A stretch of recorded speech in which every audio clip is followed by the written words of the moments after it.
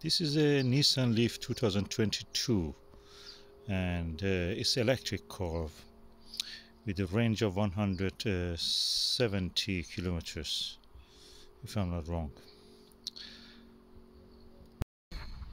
Okay, now we are sitting in the Nissan LEAF and it has a range of 150 miles, 9 miles.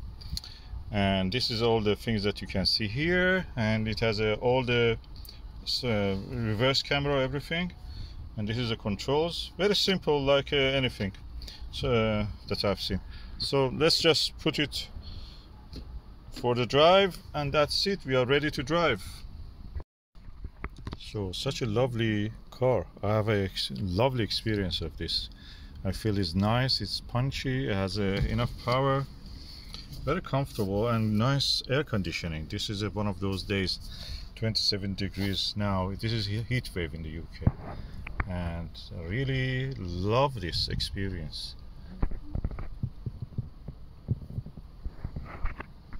And that's the way back looks like.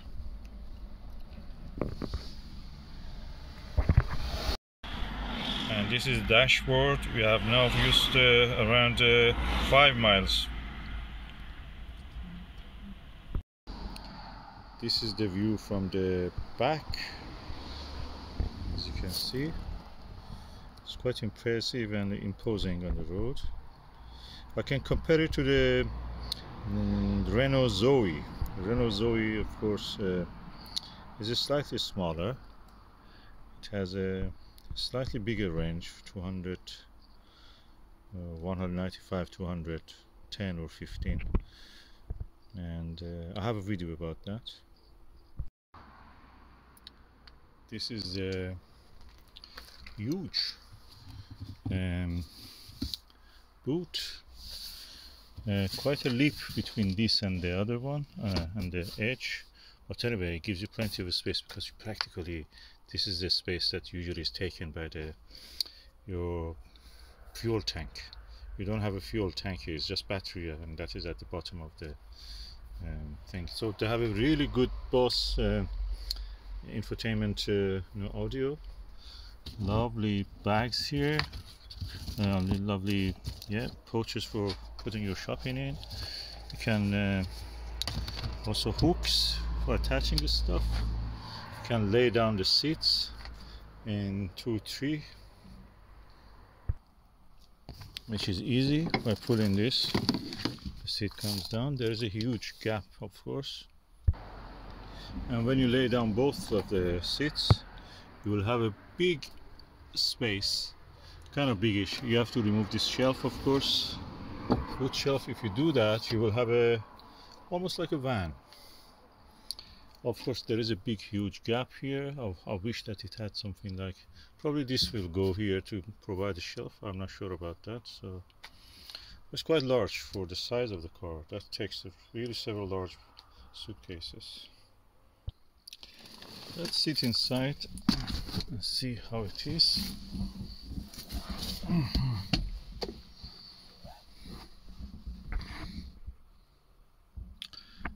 Really comfortable. You have all control for all the windows, and the lock, and the control of the mirrors, and the charging station. You can actually press this, and the charging station pops out. You can actually pop the lid of it, comes off. Distance warning, hand warming for the wheel, steering wheel. I don't know what's this one. Charging off, and it is off. The range, as I told, when I got it, was 157. I drove around a little bit, and it changed to 125, which is good. I didn't expect that. Let's just turn this on and see how it is.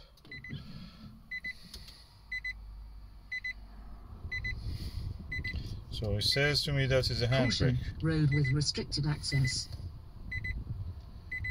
Okay.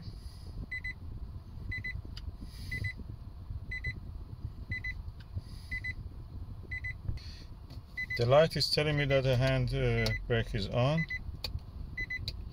and one of the doors I think is on. Yeah, the door was not closed. I didn't shut the door. I was just sitting. I didn't shut the door.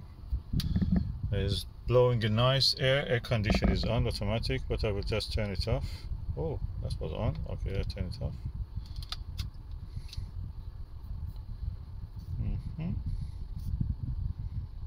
Turn off. I turned it off. Infotainment is nice. Is there anything else here? Oh, you had trip reset. You can actually reset your trip, and that is a light probably, I think. Anyway, I don't know. I have to look in the car documents. This is the mirror, as you can see here.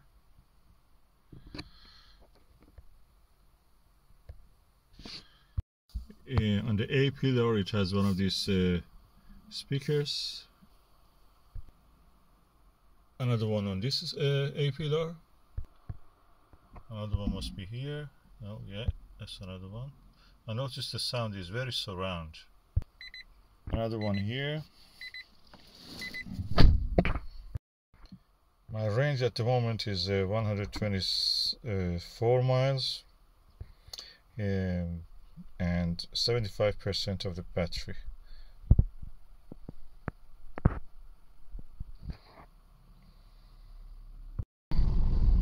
This is the Nissan LEAF and I'm driving it now. It's quite a strong, powerful, more powerful definitely than the Zoe. Really nice drive, smooth. I could go with the speed limit, up to the speed limit 60 miles an hour. You didn't feel anything. I've opened the window a little bit because I don't want the air conditioning use the power. So that's the reason you can hear the sound of the wind. And when I pull up the window, you cannot hear any sound much. I don't hear much. The energy efficiency of it, because it's a bigger car than the Zoe, is a little bit less. But it's nice anyway. Generally it's nice. You can drive and enjoy the views. It's very smooth, I must say. The tires are really good. Adjusted the pressure very nicely at the dealership for me. What I noticed is that there is no cruise control here. You have a speed limiter but no cruise control, and the flap for the charging also went on for a while, so that's another one of the things that I noticed in front. It was a little bit embarrassing. Probably it was loose when I last time looked at it. I didn't push it completely down, so it didn't go closed completely. Yeah, but lack of cruise control. I use the cruise control a lot, so I prefer if I had that. Maybe I have to, you know, just learn more about this if I can find the cruise control, how it works. The speed limiter works well. Lane departure line really well. It gives you vibration. You actually feel it. It's kind of mechanical vibration just on the steering wheel, not anywhere else. Just lets you know. It easily packs and parks everywhere. In the tightest spaces I was able to park, so that was really good. Steering wheel is very smooth. That's the reason I could park in the tightest space. The surround helicopter view of all the surrounding area when you're reversing is really nice feature. You see, this is the sound you hear when you go over the lane. Let's do it again. Yeah, you can hear it again. The steering wheel is very nice and smooth, at the same time firm. You know, it's not loose. You feel it, that it has a kind of weight and inertia of its own, but easily can take orders from you. Something I noticed with this acceleration of it is that when you remove your foot from the pedal, gas pedal as we call it, you feel suddenly as if the car brakes. You feel deceleration, not just a slowing down. It gives you a push toward the forward.